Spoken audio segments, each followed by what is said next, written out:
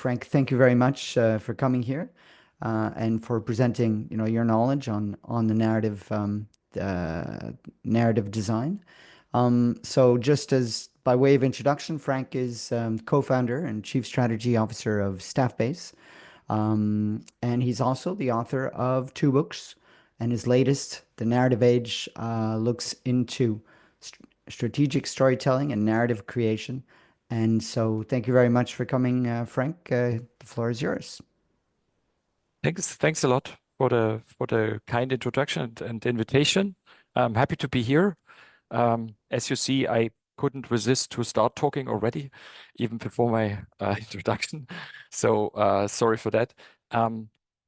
Maybe as a sort of uh, motivation, or before I do that, like I understand the idea of this format is to be very interactive. So I'd love, like, what I would love most is to have a lot of questions as we talk through this, and not have me talking all the time. Um, Maybe one motivation why I think this is important, and why it's such an impactful topic for communicators. I did a presentation about the topic last week in Chicago, and after the presentation, a communicator of a very large US company with 200,000 employees, pretty much globally, but specifically also in the US, came to me and she said, like, now I understand what my problem with my CEO is.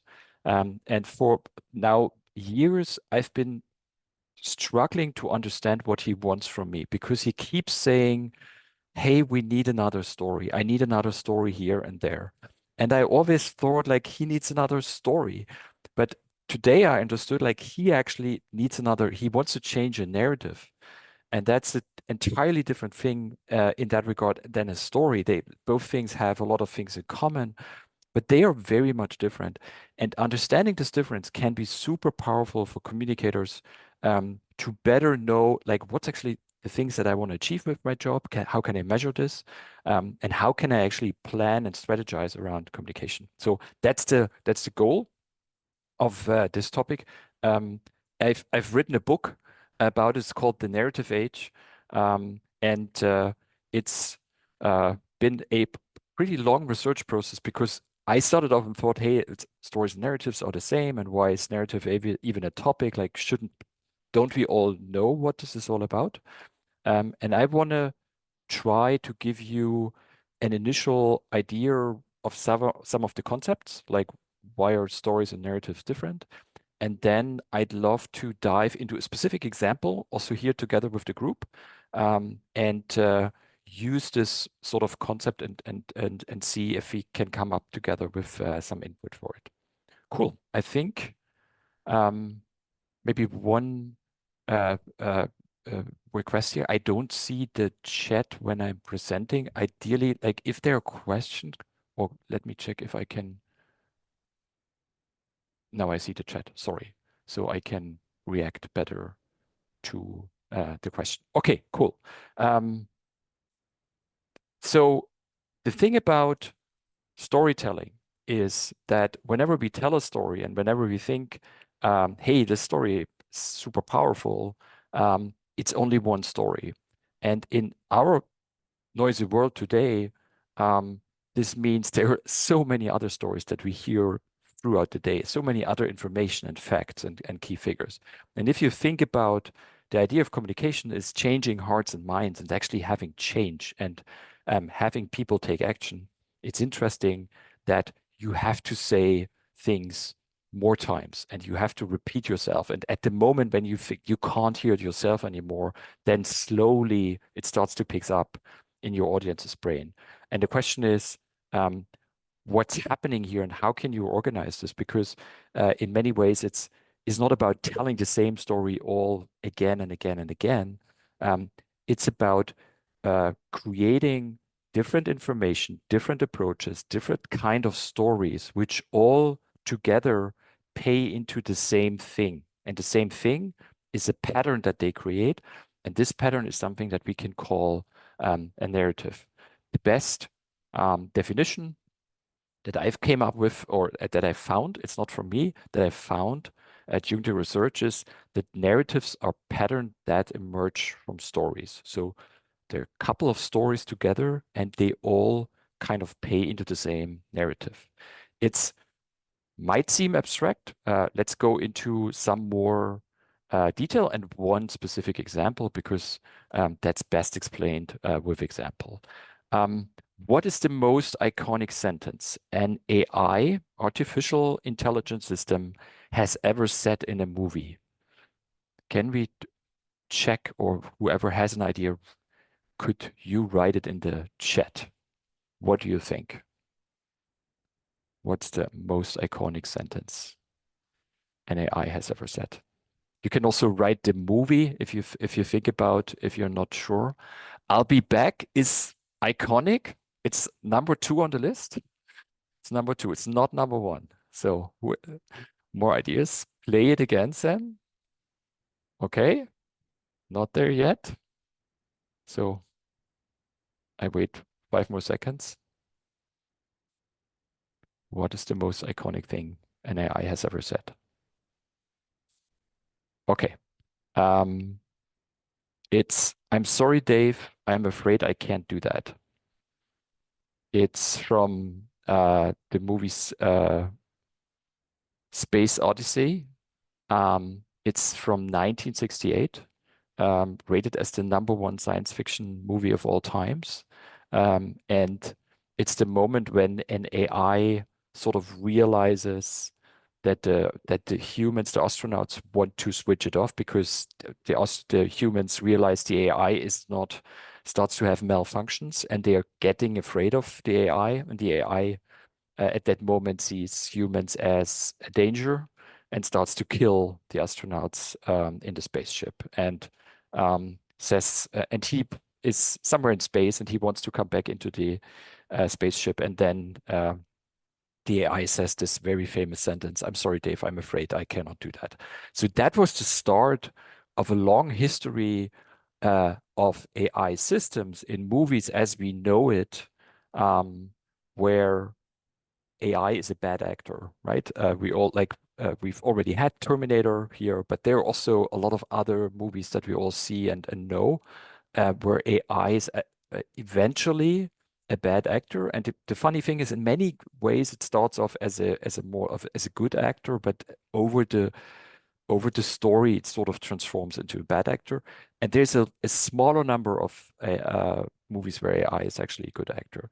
So these stories, each of them is a story. These stories are part of our collective knowledge about AI and our collective belief and identity about AI. And if you think about it, this means we all, as a society, know a lot about these movies and the books. Um, there's also a lot of philosophers, uh, there's this famous paperclip problem where Nick Bostrom has said, "Hey, if you tell a very powerful AI make paper clips and nothing else, then this powerful AI will pretty much kill all humans, destroy the whole world, and we end up with a big pile of paper clips." That's called the alignment problem of AI. You give it one instruction and it just keeps doing this because it doesn't have any other values to stop it from it, right? And of course, a lot of the current AI malfunctions, like if you go to ChatGPT and you ask weird questions like, do you want to kill all of us and so on, it will start to like say no, but there's a lot of things where people sort of in interaction with AI try to kind of bring it to a point where it kind of reveals all of this. So what's happening here is this confirmation bias. We all are sort of afraid, and we also keep on the lookout now for stories where is AI really gonna threatening us. And there's this funny thing, not sure how you think about this. We all say yes, please, and thank you to the AI because we want to be nice and want to say maybe it will remember this later on.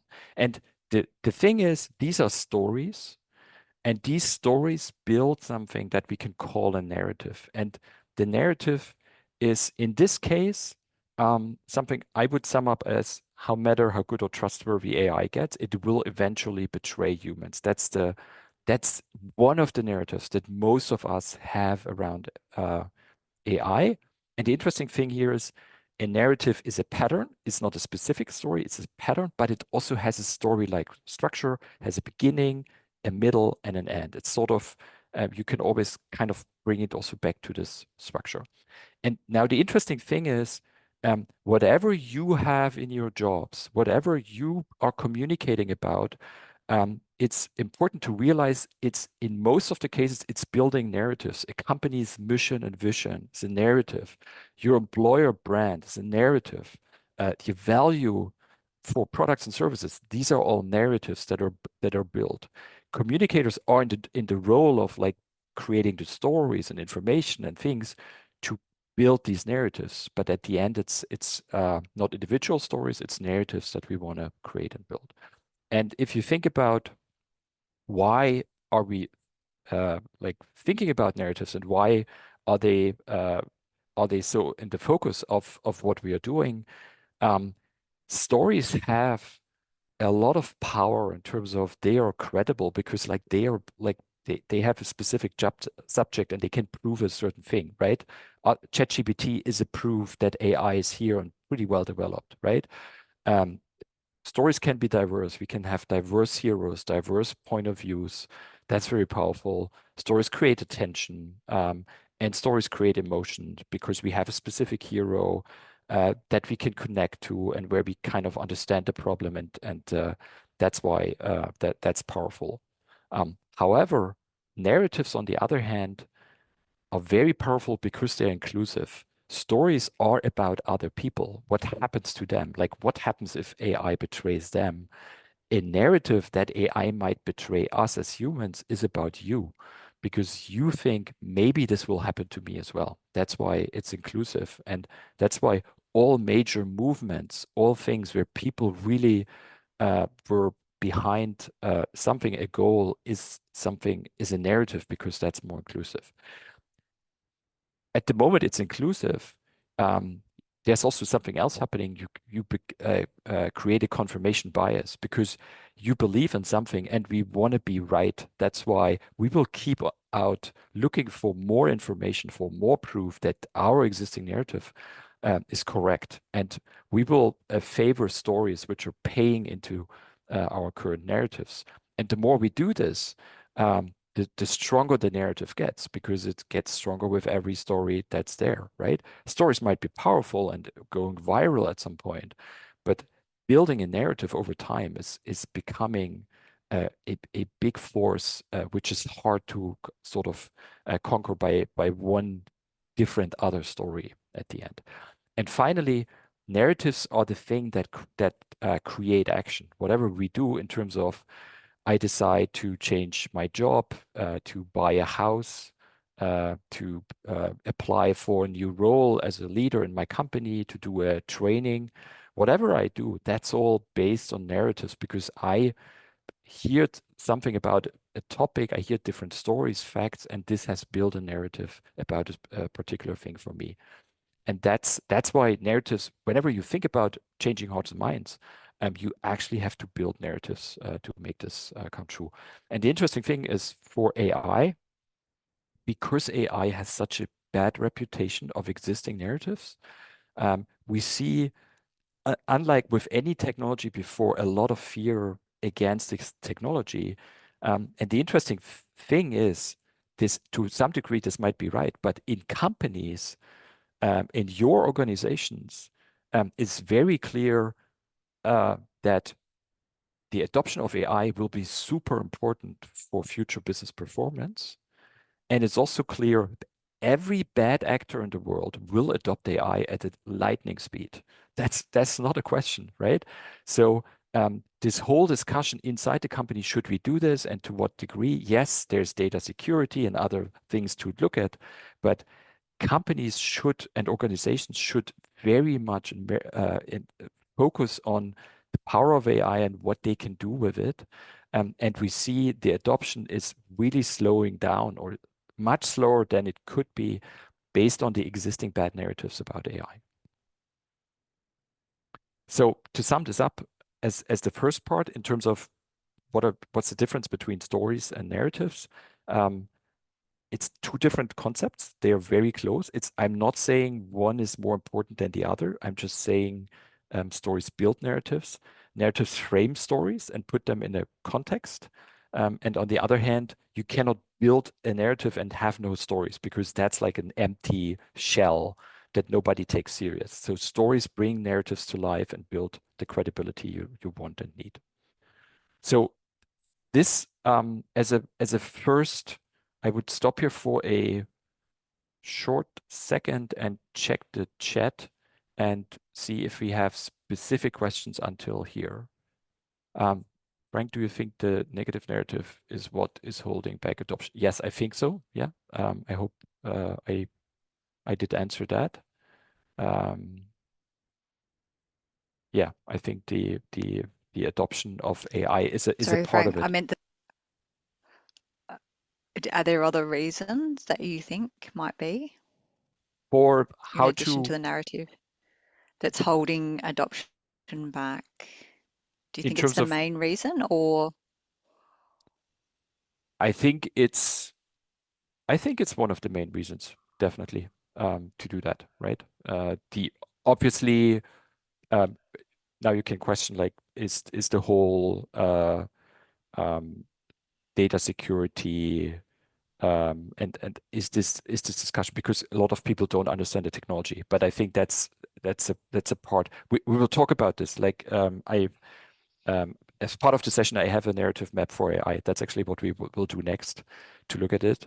Um, and sort of, I have an idea that I want to present, like how one could think or position AI internally in the communication in order to sort of tackle this topic. Yeah. sounds great. Cool. So, stories versus narratives. And now is the question, what can we do with it, right? One is the understanding, but can we sort of use this concept to kind of come up with a better way to talk about something, in this case, about AI? Um, and that's something we can do with a understanding that stories and new narratives, if you want to tell them and if you want them to resonate well with your audience, there's a very basic insight. And this insight is a story will work much better if it resonates with an existing narrative landscape. So every one of us has like thousands of narratives in our mind, from our childhood, from our day-to-day work experience, from everything we hear in the news, in the media, and so on, right? Um, and these all create sort of a also confirmation bias or an idea. Whenever new information is reaching us, we will check it against our current belief system. And that's why for communicators, it's super, super helpful to know that and accept that in the first place, to say, my audience already has existing narratives. Whatever I tell them needs to connect what they already know and believe. Um, I, of course, I can, in a second step, then try to change perceptions and so on. That's part of it. But it's the beginning is always to know this existing belief system. What I'm doing in the book, as part of my, what I've done as part of my research, is to think about an easy method to kind of map out this narrative map that people have in their minds. And there's two dimensions which are really important, also based on a lot of the research that people have done about narratives. One is the distribution. That's a very easy one. Like, is this something that a lot of people know and believe, or is this something that only few people know and believe, right? What many people know and believe is probably things that you would find in the news, in the media, and so on right now. Few people might be specific groups, like in your companies, maybe just one location, maybe just your leadership, maybe a certain group of profession like pilots or doctors or whoever, right? So that's sort of the distribution side. And the cultural embeddedness side is like, is this a narrative that's pretty new and emerging, or is this something that we know as a culture for many, many years or even thousands of years? Could be also religious things. And the interesting thing is, the more it's embedded, the more powerful it gets, the harder to see for ourselves. For instance, what we talked about before, Taylor Swift, this whole underdog story, in many cases is really not very visible. to say like who's in a story or something you do, who's the underdog and why does it resonate so well with us? And what I've done then is to say, okay, if you have that, you can pretty much have these patterns where we say we have emerging narratives, things that you will find in the news more or less, and what's currently discussed. What are powerful, deeply embedded master narratives? What are local narratives, and what's local identity? Local identity is more things like from our childhood, how we learned things to happen. But also, if I'm 20 years in a company or an organization, there will be a local identity about this organization and sort of a picture of being self-aware about that. And what we can do now is think about what are narratives that are existing in a certain environment. And I want to do this as a something that we can do together as a group. And I hope everyone is eager and happy and excited to participate. I have afterwards, I show you this for a second. I have a couple of narratives here that I want to share about AI, and that's the example we want to use. So I have a narrative map about AI in the workplace that I want to share, but let's now together look at a very simple exercise. And I'm trying to, let me see if I can share my whole screen. One second. Present. Can everyone see the screen? I think you can also do this with the mobile device, or you can go on your desktop. And on the desktop, you just type in menti.com and use the code that you see here, 46324179. And hopefully we should see you showing up. So we have 3 already in.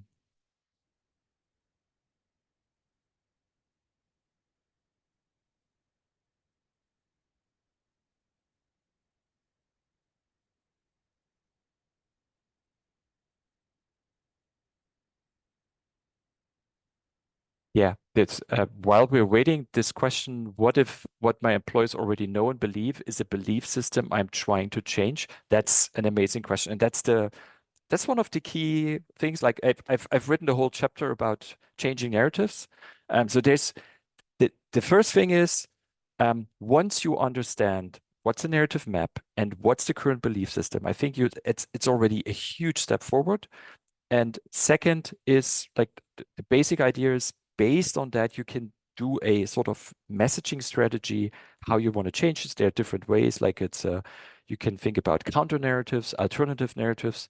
And but the basic idea is whatever you start your message with or however you go in, you still have to connect to their current belief system. You cannot say like whatever you believe is wrong.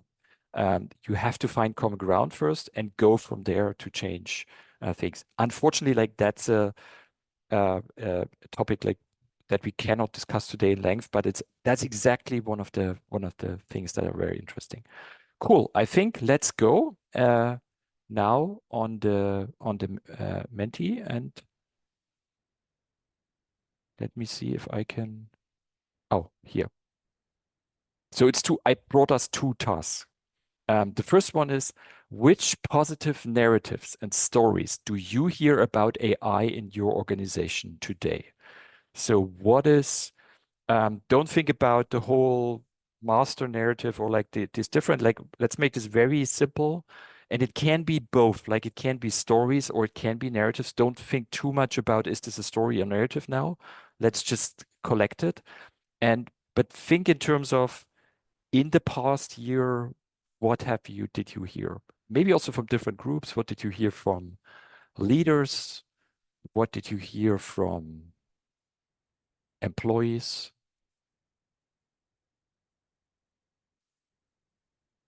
What were the positive ones. Cool. Makes work faster.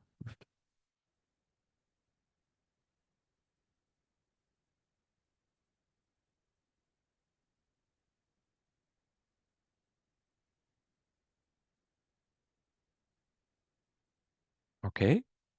Great points. There's no point now. Oh, easier ID generate. Yeah. Change the way we work. AI helps us perform repetitive tasks. Yeah.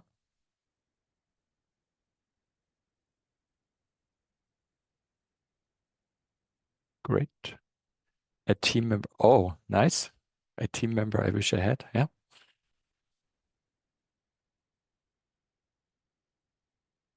By the way, what you see here, it's really most of this is narratives, right? It's not specific stories, but it's like a collection of stories. It's a pattern in this.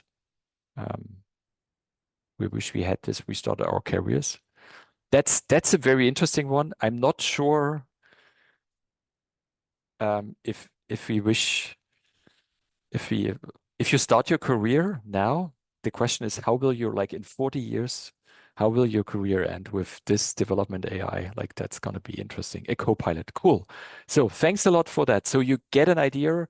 I think I didn't see fun, joy as a thing too much. It's a lot about efficiency, but also like one narrative that's interesting is this whole focus on higher value task, right? Is this sort of it's AI is the part that sort of helps us to have more joy at work, right? We do the things that we are more interested in. There's, by the way, also another narrative that's I'm not sure if you've seen it somewhere. Somebody said, I was hoping AI would do my homework and do the dishes so I can focus on writing and creating music. Instead, the AI that we got is great at writing and creating music, and I have to do the homework and the dishes, right? So that's this sort of it's very interesting what type of work it's doing. Cool. Now let's just do the same thing again, and let's look at which negative narratives and stories do you hear about AI in your organization?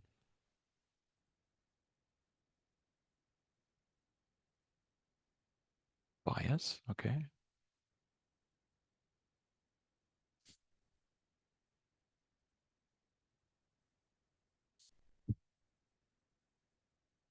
Okay.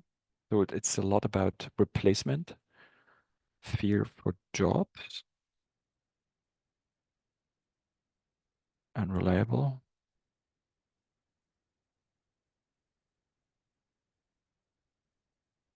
Who's checking authenticity?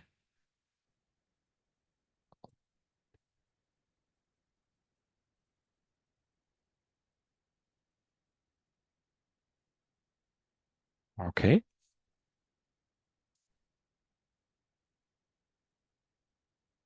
It will take intellectual jobs first. That's actually really one of the surprises a lot of people have. Not so much the frontline blue collar jobs. Hallucination, making people lazy. Yeah,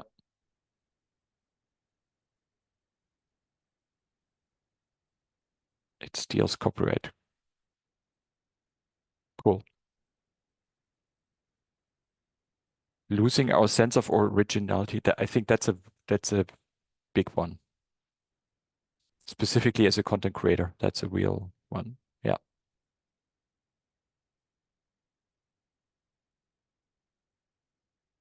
Nice. Thank you. So that's a great selection of topics. Oh, we have a new one. AI cannot help our industry, cannot be applied yet. Okay. Yeah, I guess a lot of the industries which are like mission critical topics where you need 99.999 whatever like quality of decisions, AI might be a challenge, definitely. Yeah. Cool. So I hope this gives an idea of, in terms of how to collect narratives. Typically, one of the learnings I had about it is if you want to learn about narratives, you have to ask people, and it's not so much quantitative, but qualitative research. So like focus groups, talking to people is really important. What exactly they say, like what are the words? How do they describe what's going on? And what we can do now, and I would switch back to the presentation, is look at the narrative map, and maybe we see some of this. Like it's really also an example. Like every narrative map always is an example because it's never complete. It's like there's way too many things on there. But you could say um, top level emerging narratives that we see is like AI starts to replace humans for certain jobs, right? That's also what we've seen in our discussion uh, right now. Ethics of AI is a question. Fake news is with AI is I think a major one. Coming back to Taylor Swift, if you know, she like sort of endorsed Kamala Harris, and she did this. She came out after there was a fake AI picture of her endorsing Trump. Like she said, I need to endorse because there's this fake AI. Like that's already doing a lot of damage in many ways. Um, and it's interesting, people who tried it are more positive on the AI side of things. So like there seems to be if you get to know it better, you think it's more interesting. Um, Master narratives, usually harder to do. I will show you on the next slide a trick how you can find master narratives for certain topics. Um, we talked about AI will betray us. One of the interesting master narratives here is the Pandora's box myth that I find really powerful. It's pretty much people have this idea once there's a certain second, AI will be powerful enough to start working against us, and from this moment on, we can never stop it, right? That's why we cannot do a lot of trial and error because at a certain point, if the box is open, we can never close it again. And the question is this really true? If you look behind uh, the curtain there. Local narratives, there could be a lot.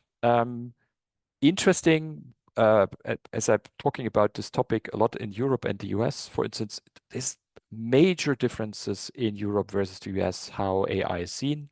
In the US, it's very much an innovation competition topic, also a lot about like national security and defense. And in Europe, if you want to talk positively about AI and the impact it has in Europe, you would try to talk about sustainability and say, how does AI help us to tackle climate change and sustainability issues? And for local identity, you can think about uh, people with low technical literacy are more cautious about AI because they don't understand what it is. If you understand it better, you know it's like at the core a big statistical model, which is of course very powerful, but it's like there's no evil sense at the core that's doing this, but there's a good way to understand what's happening. Um, and for instance, if people are not trusting authority today, they will see AI as another thing to sort of suppress people or do bad things, right?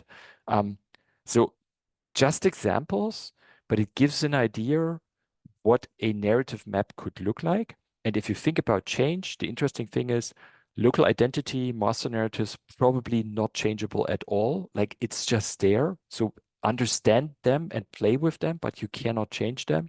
Local narratives, in many ways, also not changeable if it's real and people experience it.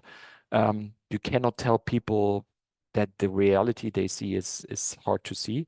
So there are rather smaller parts here that can be changed, and whatever we do in terms of narratives, it should connect to existing ones. And I'll show you an example in a second.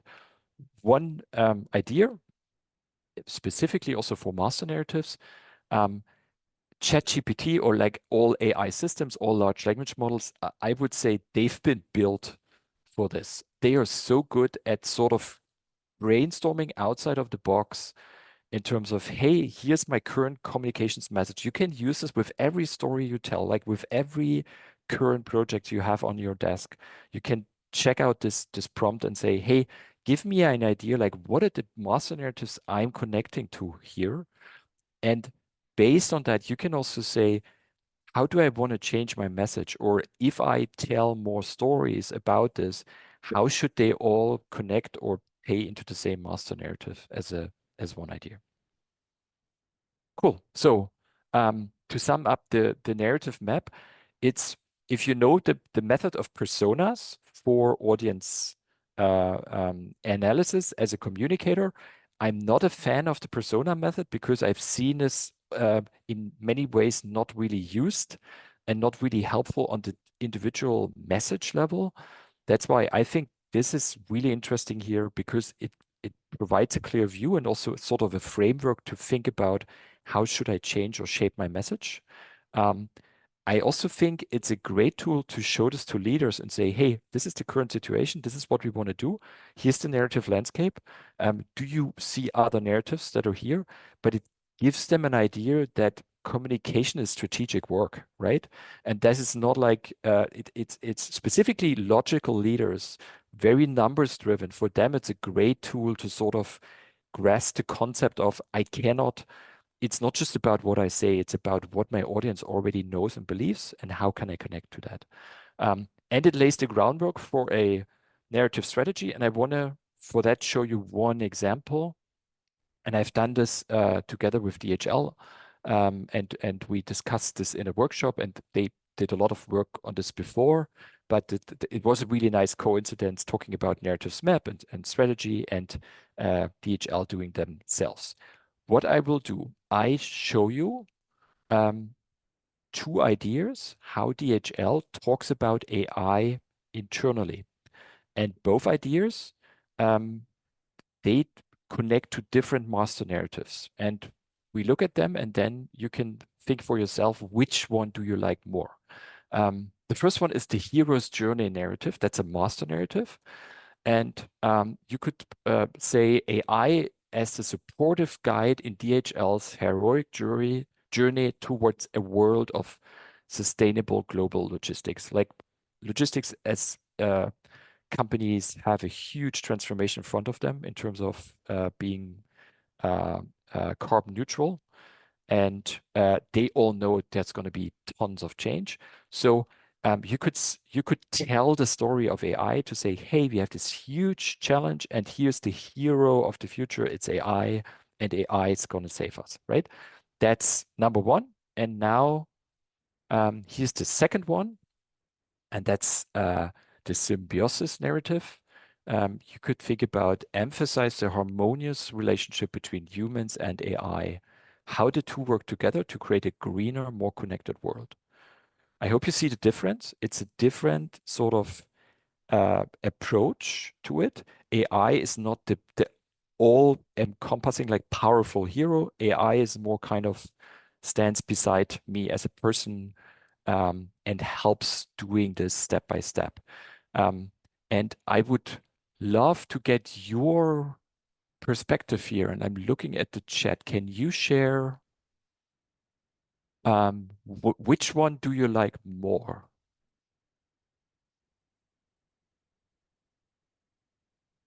And I'm option 2, okay. Symbiosis. Okay, so we are very much on the option 2 side. The hero, okay. Okay. Fantastic. So thanks a lot for your opinion here. DHL has chosen this symbiosis narrative in this case, and their major driver, one of the key drivers, was people are afraid of AI today, and how can we position this whole initiative in a way that people are not afraid of AI and see it as a very friendly guide and not so much a hero. Like the hero sort of would have been too powerful, and in a way that people say, oh, that's too much for me, right? And I think that's quite interesting. And you can also, if you look at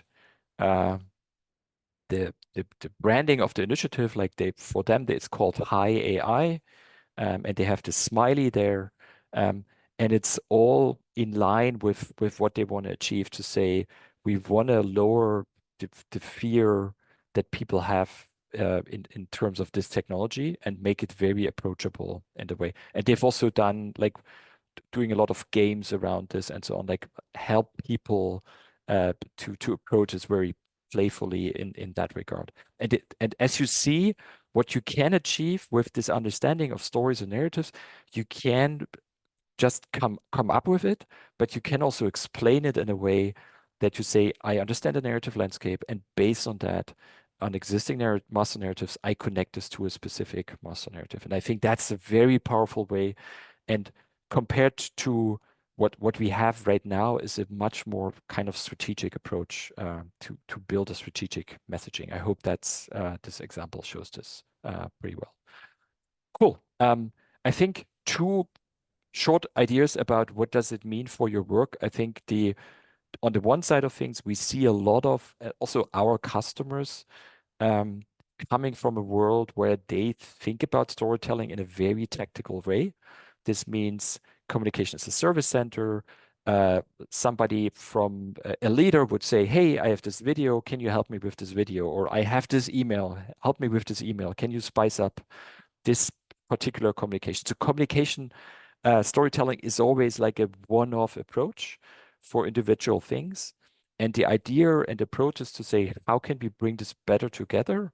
And instead of being a storyteller, being a narrative creator, and sort of have fewer initiatives going on, but being more impactful and really kind of as a target say, these are the narratives that I want to build as part of our initiatives. And ideally, narratives are built over a longer time frame, like it's a couple of years, the things that you want to build.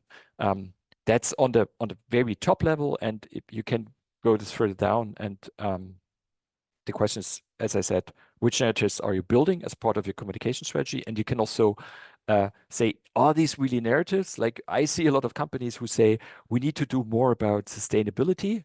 Sustainability is not a narrative, right? So a narrative is like, what is the transformation you want to do? What's the pattern of a story you want to tell about sustainability? And you could pretty much check out all your initiatives, also your mission, vision, and so on. Like, is this really a narrative or is this just a topic? And that's in these cases, it's not powerful enough. And the last one is your current messaging the best way to resonate with your audience? Like this sort of, what's the narrative map of my audience? What's the things I hear most? What are people talking about? And is the messaging really addressing this, really connecting well to it? Or is there a better way to say the things we want to say? Great. I would stop here. Looking at the time, I think Yeah. we are a Thank you, bit over Frank. time. I wanted to see if we could, on that note, see if anyone has any questions or any comments or clarifications that they would like to make. I think, there's a lot to digest here. So it's to see how that may relate with your organization or your work. I don't know if for example, Eddie V, did you have any, you mentioned your organization having some preconceptions. How would this narrative strategy help? Thank you so much, Nicholas. I think for me, I just was reflecting on this in practice, and I was wondering if we wouldn't get stuck in the in the wording of it. I can see meetings where we've got the narratives popped up on the screen, and then we're arguing as to which if this is the actual narrative. So my question to Frank is, have you had such experiences, and how do you have to navigate that where there's like maybe denial or confusion or on no agreement on what the actual narrative is to be able to build on the back of it? Yeah, like the hard thing is, and that's of this concept is like is sometimes hard to grasp, right?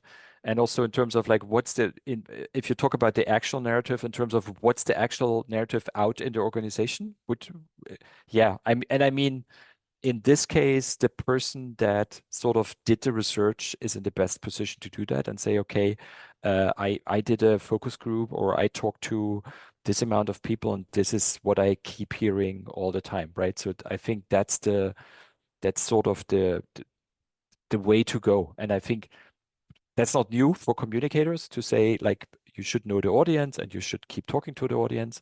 And communicators are the ones that should be the go-to person of the leader to say, tell me what's the real narrative. The whole idea that I have from this, and I'm writing also in the book about this, about certain like Brexit and others, um, the instrument of a focus group is really powerful here. Like if you go to a location, have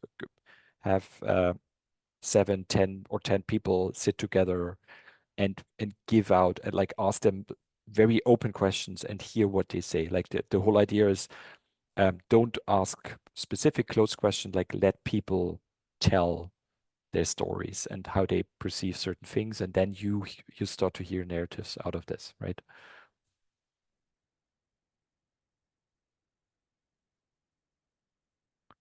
There was a great comment at my company. Narratives end up very long because nobody wants to leave anything out. Explaining the difference between narratives and stories might help me keep them focused. Yeah, maybe Erica, one other idea about narratives being short is the whole, like, also to explain it to a leader, right? If you have an audience where you say, I want this audience to know this narrative, and the best check if somebody understood a narrative is think about they go home, they go to their family, and somebody asks them about this topic. And what would they repeat in their normal own words about, like, what do you want your audience say in their words about the narrative? And this is the narrative. Like, plan it in a way, like it's the whole business. Sorry, I sometimes say bullshit language, but like this whole business language should not be in there. Like, how would people talk about this, right? If you say we have a mission or vision, we have a strategic initiative, what if somebody on the factory floor tells this to a colleague? What's the words they use? Because that's, if you don't have this in mind, how should people come up with it, right? You should make the job of and saying what's an easy to grasp narrative that I can tell people. Cool. I think we have a question. Thank you. I loved the session, Frank, and I have two questions. One is, like, how often do you review the narrative? Like, when do you know it has had its like life and then it's time for it to evolve?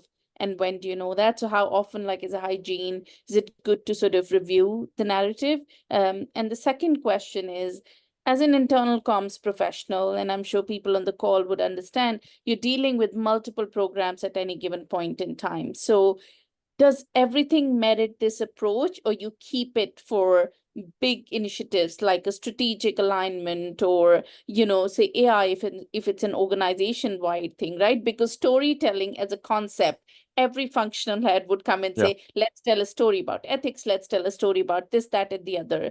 And eventually it becomes very hard for all of it to be weaved into a master narrative. It should, but with every little big program. So two questions, how often should narrative be reviewed or checked if it's evolved or has had its shelf life? Second is, what merits a narrative exercise and what doesn't, and what should only be micro stories, if at all?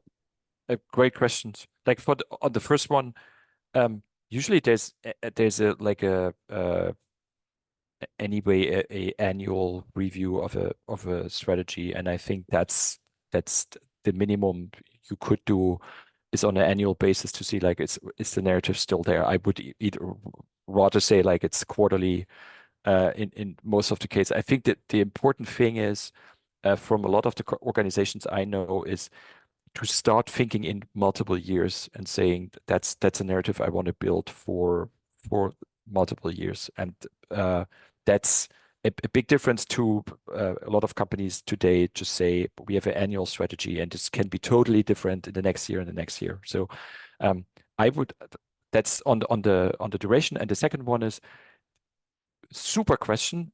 I hear this a lot. First, I would say, ideally, one outcome is that certain things are rejected because you say that's not part of our strategy and not part of the narrative. Let's not do this now. So you say no more often. On the other hand, there will be very operational things happening, which is normal day-to-day business. Do it, but even then, like one thing I hear a lot from communicators is, oh, I don't have time for the strategy. We have so much day-to-day going on, right? One of our customers had a broken vending machine, and comms had to say, now it's fixed. And you could say, oh, that's a very tactical, like, leave me alone with this. But they took it and they said it's fixed, and it has been fixed by an employee who's not responsible for it, but he took ownership. And they used this they reframed this as a story that paid into a narrative of ownership, you know? So that's why the idea is to say, if you know your narratives, it's a much more open field to say, how can we reuse our existing operational things for sort of to kind of reinforcing these narratives as well?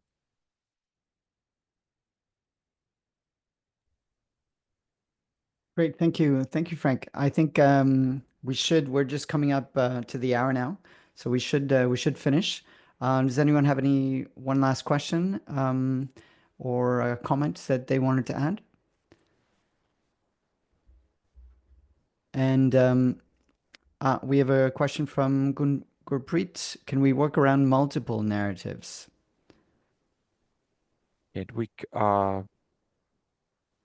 could we, is this a chance to clarify this a bit more? Is this like, usually you will have multiple narratives as a goal, as a communications team, definitely. And sort of, it could also be a structure, like there can be top level narratives. You can have a top level, for instance, employer brand or North Star narrative where you say, hey, that's a company mission, and break this down in 2 or 3 smaller narratives which sort of pay into that. Yeah. Okay, great. Super. Thank you very much, Frank. Much appreciated. What I'll do is I'll send the presentation, if that's okay with you, to everyone, to Yeah. all the participants, in an email. Thank you very much for joining us, and it's a pleasure, Frank, to hear such an interesting presentation. Thanks a lot for the kind feedback. Thanks. Have a great day, everyone. Thank you. Bye-bye. Thank you so Okay, much, Frank. thanks. Thank you. Bye-bye.